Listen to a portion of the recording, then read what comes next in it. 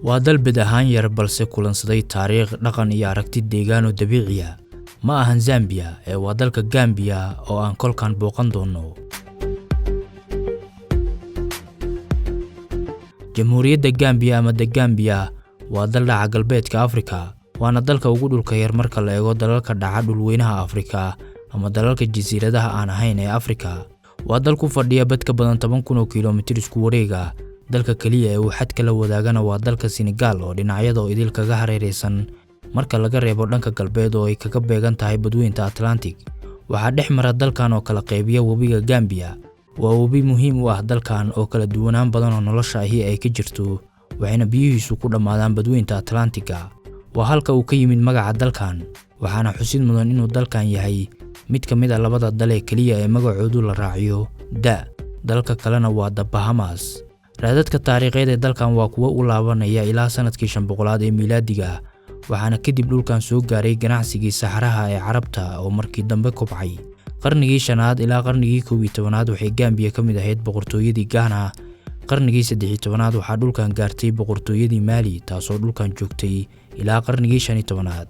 sidoo kale qarnigii 15aad Boortaqiiska ayaa bilaabay inuu sahmisto dhulkan wuxuuna ka bilaabay inuu ka ganacsado dadkii dhulkan ku noolaa asigoo adoon ahaan u iibgeynaya.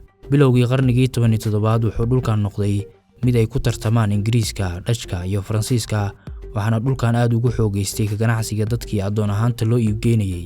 waxayna jasiiradda Kunta Kinte oo loo aqoon jiray James Island ay mar noqotay xarunta ugu weyn ee ka ganacsiga dadka adoon ahaanta loo iibgeyn jiray.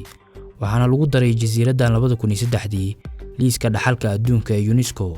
80-yadii qarnigii 19aad ayuu dhulkan Ingiriisku isku balaariyay wuxuuna dalkan xukumayay ilaa 1965 markaas oo ay Gambia madaxbannaanideeda heshay. waxaana dalkan ra'iisul wasaare ka noqday David Jawara oo ra'iisul wasaaraha dalkan ahaa ilaa 1970 wuxuuna kadib noqday madaxweynaha Gambia asigoo ku guuleystay doorashooyin dhowr ah. kadib xorriyadda wuxuu dalkan saarnaa waddo uu horumar ku sameynayay wuxuuna xitaa dhaqaale ka sameynayay dhanka dalxiiska.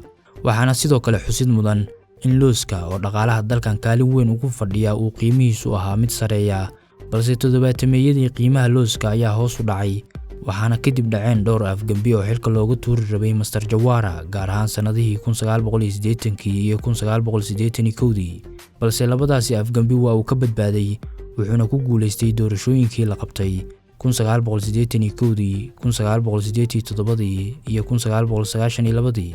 qiimaha looska aad ayuu hoos ugu sii dhacay waxaana dabayaaqadii 80aad ka kordhay qanaaco la'aanta waxaana Jawara ugu dambeyn la afgambiyay 1994. waxaa afgambigan hogaaminayay Yahya Jammeh oo noqday madaxweynaha dalkan wuxuuna Gambia xukumayay ilaa sanadkii 2017. shakhsigan ayaa ka mid ah madaxda Afrika soo martay kuwooda ugu caansan waxaana lagu xasuustaa arrimo badan sida inuu doorashadii 2017 ee looga adkaaday inuu natiijadeeda kolkii hore ogolaaday kadibna uu gadaal ka diiday. wuxuuna xilka uga degay cadaadis xoogan oo caalamka uga yimid wuxuuna dalka ka baxay kadib markii ciidamo ka socday wadamada dariska ah ay galeen Gambia. intii uu hayay xukunka waxaa lagu xasuustaa in uu Gambia ka saaray ururka Commonwealth oo ay ku midaysan yihiin inta badan dalalka uu Ingiriisku soo gumaystay. wuxuuna Yahya ku tilmaamay mu'asasad gumaysi oo cusub balse Gambia waxay ururkan dib ugu biirtay 2018. wuxuu Yahya aad ugu hanjabi jiray dadka isku jinsiga ah ee isku hawooda wuxuuna 2018 sheegay inuu xukunka joogi doono 1 bilyan oo sano. dhanka kale 2007 wuxuu sheegay inuu helay dawo lagaga bogsoon karo AIDS-ka taasoo lagu tilmaamay been abuur. 2015 wuxuu ku dhawaaqay inuu magaciisu yahay His Excellency Sheikh Professor Alhaji Dr. Yahya AJJ Jammeh Babili Mansa. inta u dambeysa ee ah Babili Mansa macna ahaan waa madaxweynaha dhisa biriijyada ama buundooyinka.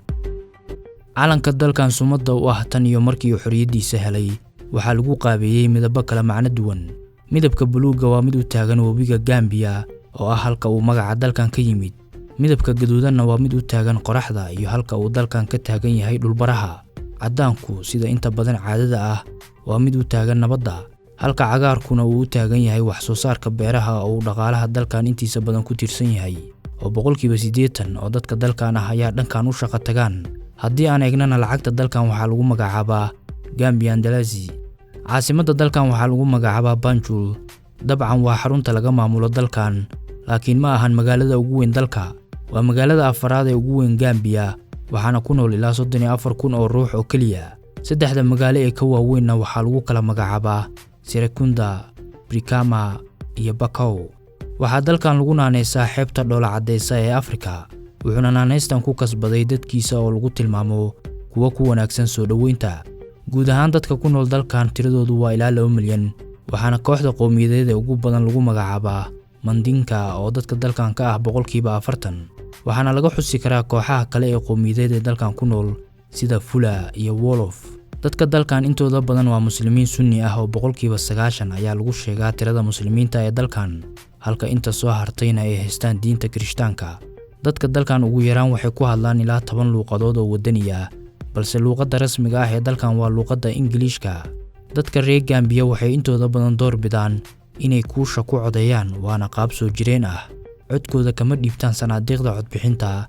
marka ay dadweynaha Gambia gaaraan goobaha codeynta, waxay saraakiisha hubiyaan aqoonsiga codbixiyaha, waxaana qofka la tusiyaa fuustooyin kala duwan oo midabada musharaxiinta ay ku xardhan yihiin.